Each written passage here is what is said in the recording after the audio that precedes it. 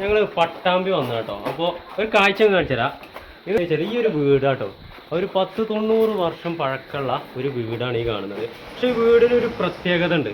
പ്രത്യേകത മറ്റൊന്നല്ല, ഇത് കട്ട വെച്ചിട്ടല്ല ഈ ഒരു വീടുണ്ടാക്കിയിട്ട്. ബക്കറാക്ക, എന്താണ് അതിൻ്റെ ഒരു പരിപാടി പറഞ്ഞു കൊടുത്താണ്? അതായത് പണ്ട് കാലങ്ങളിലൊക്കെ മണ്ണ് നല്ലപോലെ കളച്ചു കൂട്ടിയിട്ട് ഉമി, അതേപോലെ കുളർമാവില്ലേ, അത് ഒക്കെ വെട്ടിക്കൂട്ടി ദിവസങ്ങളോളം ഇടും. പിന്നെ ചവിട്ടി കുഴച്ച് എറിഞ്ഞ് പിടിപ്പിക്കുന്നതാണ്.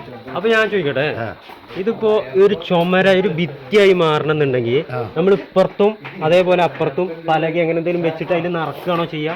അത് വ്യക്തമായിട്ട് എനിക്കറിയില്ല. ഞാൻ ഇത് ഉരുളിങ്ങനെ അടിച്ചു വെച്ച് അങ്ങനെ കൊണ്ടുപോയാലും എന്നിട്ട് പിന്നെ ഷേപ്പ് ആക്കും. പിന്നെ ഷേപ്പ് ആക്കും. അപ്പൊ വല്ലാത്തൊരു തന്നെ കേട്ടോ. നമ്മളിപ്പോ അതിനൊക്കെ ഓരോ സെക്ഷനായിട്ടാണ്, ഓരോ സെക്ഷനായിട്ടാണ് അത് ഉണ്ടാക്കുക. ഒരു സെക്ഷൻ അതൊന്ന് സെറ്റ് ആകുമ്പോ പിന്നെ അടുത്ത സെക്ഷൻ അല്ലേ? അപ്പൊ വർഷങ്ങൾ എടുക്കുന്നത് കഴിയുമ്പത്തിന് പണി കഴിയുമ്പോ. അന്ന് ഇന്നത്തെ മാതിരി മടിയന്മാരല്ലല്ലോ. ഒരു 24 മണിക്കൂറും പണിയെടുക്കണല്ലേ. ഒരു കഞ്ഞിൻ്റെ വെള്ളം കുടിച്ചിട്ടാണെങ്കിലും പണിയെടുക്കും. നമ്മളൊന്ന് ബിരിയാണി തിന്നാലും പണിയെടുക്കാൻ വയ്യ. അതേപോലെയല്ല.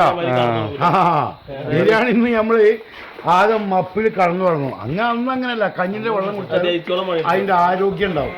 അത് നിങ്ങൾ നോക്കി പഴയ ആളുകളുടെ ആരോഗ്യം ഇപ്പം ഞമ്മക്കുണ്ടാവും. ഇനി നമ്മളെ ആരോഗ്യം നമ്മളെ വരുന്ന തലമുറക്ക് ഉണ്ടാവില്ല.